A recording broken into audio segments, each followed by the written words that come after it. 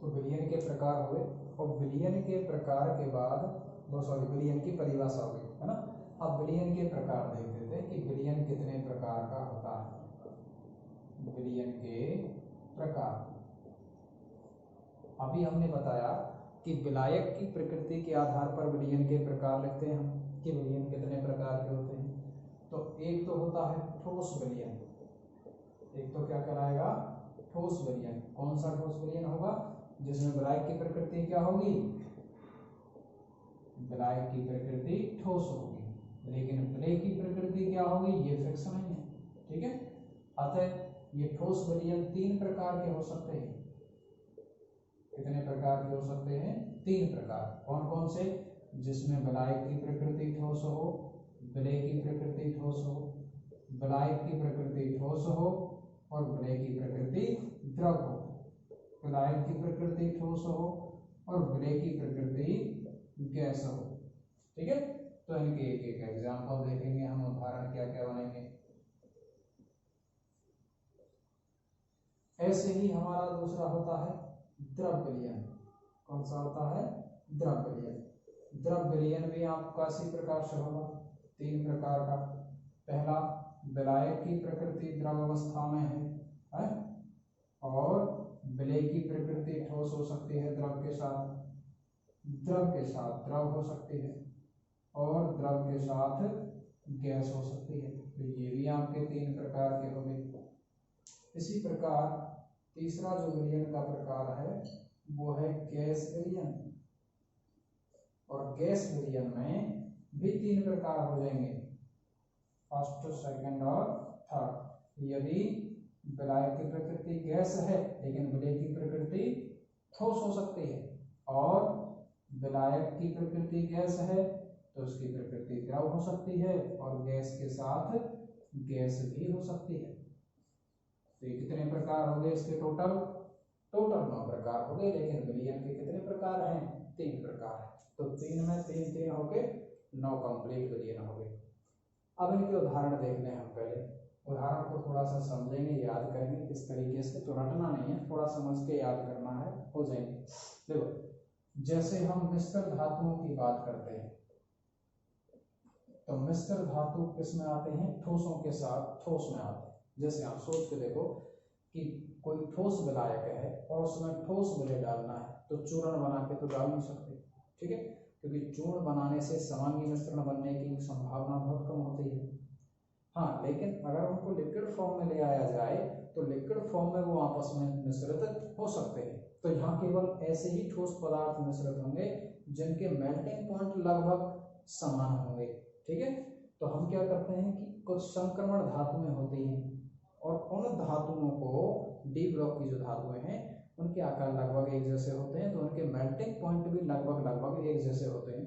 तो वे धातुएं जिनके मेल्टिंग पॉइंट एक जैसे होते हैं उनको हम आपस में मिश्रित करके, यानी उनको जोड़कर एक साथ गलाते हैं। तो एक साथ गलाने से दोनों मेल्ट अवस्था में आ जाती हैं।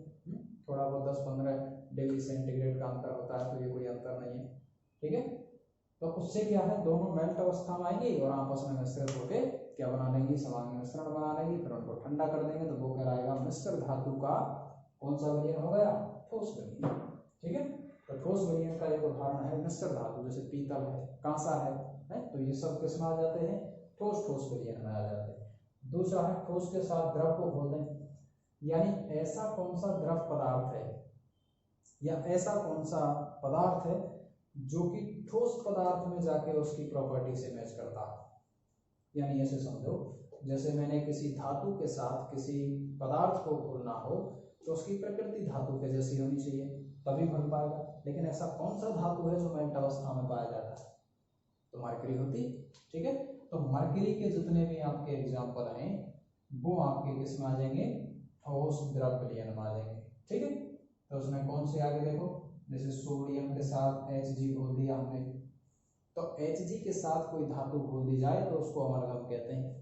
जैसे सोडियम के साथ Hg जोड़ दी तो सोडियम अमरगम बन गया। ठीक है, जिंक के साथ Hg जोड़ दी तो ये जिंक अमरगम बन गया, और कॉपर के साथ जोड़ दी तो कॉपर अमरगम बन गया। तो ये सब अमरगम आपके रिडक्शन रिएजेंट्स होते हैं, ये आप रिएक्शनों में पढ़ोगे। ठीक है, अब चाहे ठोस के साथ गैस, यानी हमको किसी ठोस पदार्थ में कोई गैस घोलनी है। तो ये थोड़ा सा कठिन काम लग रहा है हमको कि ठोस के साथ गैस घोलना कैसे संभव हो सकता है।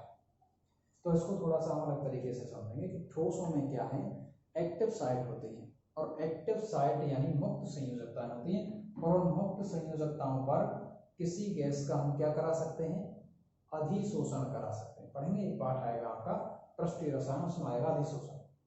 तो हम क्या करते हैं, प्लेटिनम है, पैलेडियम है ना, इस तरीके की धातु होती है, प्लेटिनम हुई, पैलेडियम हुई, या फिर निकल धातु हुई, इन पर हाइड्रोजन गैस का क्या करा सकते हैं, अधिशोषण करा सकते हैं।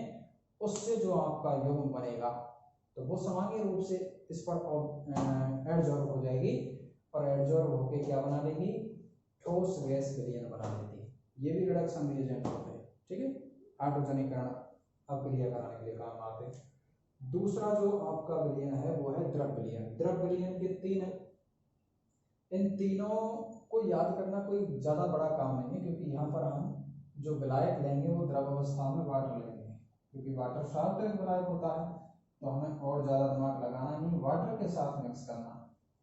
वाटर के साथ कोई ठोस पदार्थ मिक्स कर दो जो उसमें सामान्य मिश्रण बना दे, तो आप सब जानते हैं, जैसे नमक है, NaCl है, शुगर है, तो उस तरीके के ठोस पदार्थ, कोई भी सॉल्ट है वो उसके अंदर घुल जाएगा, है। इसके साथ दूसरा विलयन, द्रव के साथ द्रव, द्रव कोई भी हो सकता है, जैसे हमने मैथिल अल्कोहल ले लिया, है, तो जो जितने भी ध्रुवीय विलय द्रव पदार्थ होते हैं वो सब वाटर में घुल जाते हैं, ठीक है। द्रव के साथ गैस को घोल दिया।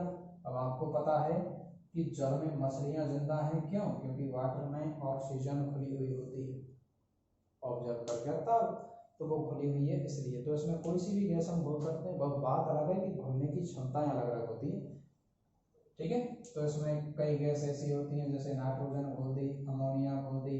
अब वो बात अलग है कि किसी की घोलने की क्षमता ज्यादा है, किसी की घोलने की क्षमता कम है, तो वो हम इसमें पढ़ेंगे आगे विलेयता के अंदर। हेनरी का नियम किस तरीके से समझाता है, हेनरी का नियम समझाता है इसकी विलेयता के बारे में, ठीक है। नेक्स्ट आ जाता है हम गैसीय विलयन की बात करें तो गैस पदार्थ में एक गैस होती है जो विलायक का काम करती है। तो गैसों में जो सबसे ज्यादा परावैद्युतांक होता है वो आपको याद रखना है, नाइट्रोजन का होता है, ठीक है। तो यहाँ पर हम जो विलायक के रूप में काम करेंगे वो डाई नाइट्रोजन लेंगे। अब इसमें जो हम लास्ट वाले की बात करें पहले कि गैस और गैस विलयन, तो कोई सी भी गैस किसी भी गैस में हो सकती है, तो उससे तो हमारा सामान्य मिश्रण ही बनेगा।